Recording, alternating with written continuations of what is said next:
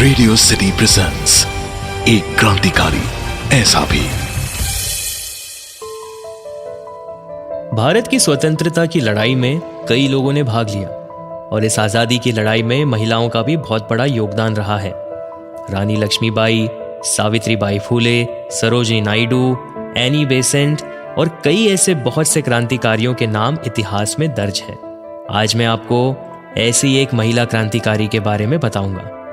Radio city पर आप सुन रहे हो मुझे यानी हमराज बौराई को, शो पर जिसका नाम है एक क्रांतिकारी ऐसा भी।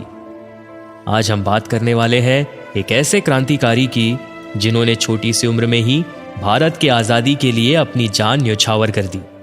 आज मैं आपको बताऊंगा कनकलता बरुआ के बारे में। कनकलता बरुआ को आसाम की यंगेस्ट फ्रीडम फाइटर के तौर पर याद किया जाता है। इन्हें बीर बाला भी कहा जाता है।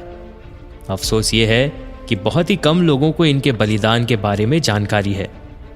कनकलता का जन्म 22 दिसंबर 1924 को बरंगाबरी गांव, Gohpur sub division, Sonitpur district में हुआ था।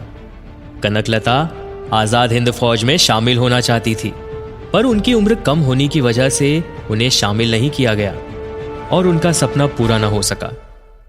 लेकिन वह देश की आजादी के लिए कुछ करना चाहती थी और 17 साल की उम्र में ही कनकलता महात्मा गांधी के क्विट इंडिया मूवमेंट में शामिल हो गई। जब वो सिर्फ 5 साल की थी, उनकी माता का निधन हो गया था और इसलिए जिम्मेदारियां क्या होती है इसकी समझ उन्हें बचपन में ही आ गई थी। कनकलता की माता के निधन के बाद उनके पिताजी ने दूसरी शादी कर ली, लेकिन जब वो सिर्फ 13 साल की थी, उनके पिताजी का भी निधन हो गया।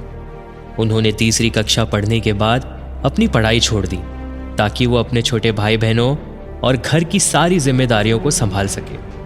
1924 को गांधी जी ने क्विट इंडिया मूवमेंट की शुरुआत की और इस बार उन्होंने डू और डाई का नारा लगाया और ये क्रांति की लहर अब आसाम में कुछ इस तरह फैली कि हर जगह अंग्रेजों का विरोध होने लगा।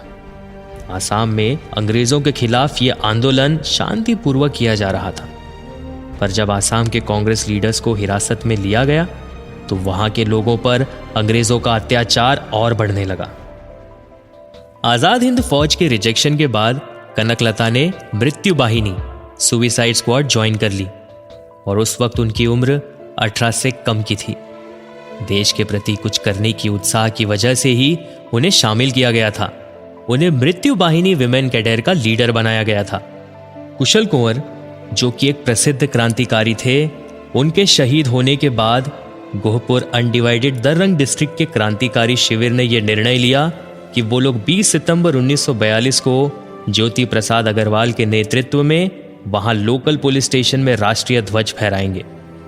वहीं दूसरी तरफ वहां के ऑफिसर इंचार्ज रेवती महान सोम को इसकी पूरी जानकारी थी और वो क्रांतिकारियों के खिलाफ लड़ने के लिए पूरी तरह से तैयार थे। कनकलता अपने हाथों में राष्ट्रीय ध्वज लिए मृत्यु वाहिनी के मेंबर्स के साथ प्रोसेशन को लीड कर रही थी। उन लोगों को पुलिस द्वारा वार्निंग दी गई कि अगर वहां से आगे बढ़े तो अंजाम बहुत बुरा होगा। और जब वहां के ऑफिसर्स ने कनकलता को धमकाते हुए कहा उस पर गोली चलाई जाएगी, तो कनकलता ने उनसे कहा कि तुम अपनी ड्यूटी करो, मैं अपनी ड्यूटी करूंगी। चेतावनी की परवाह न करते हुए यह आंदोलन जब आगे बढ़ने लगा तो पुलिस ने उन पर फायरिंग शुरू कर दी। लीडर होने के तौर पर कनकलता ने अपने हाथ में राष्ट्रीय ध्वज ले रखा था और उन पर गोली चलाई गई, पर गोली लगने के बावजूद उन्होंने झंडे को थामे रखा और नीचे गिरने नहीं दिया। उसी वक्त मुकुंदा ककोटी ग्रुप की एक और मेंबर ने उस झंडे को उठाया और आगे बढ़ने लगी, और जैसे ही वो आगे बढ़ी उन्हें भी अंग्रेजों ने गोली चलाकर मार गिराया। लेकिन कनकलता और मुकुंदा का बलिदान जाया नहीं गया। तिरंगे को आखिरकार उस पुलिस स्टेशन में फहराया गया और इससे स्वतंत्रता के आंदोलन में और जान आ गई।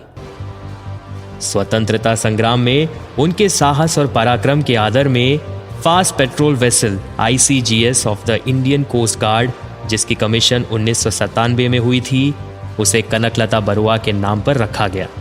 तो ये थी हमारे क्रांतिकारी बीर बाला कनकलता बरुआ की कहानी। रेडियो सिटी हम सारे भारतवासियों के साथ सभी क्रांतिकारियों को सलाम करता है, नमन करता है। आप सुन रहे थे एक क्रांतिकारी ऐसा भी, मेरे यानी हमराज बौराई के साथ, only on radio city. Radio city presents एक क्रांतिकारी ऐसा भी।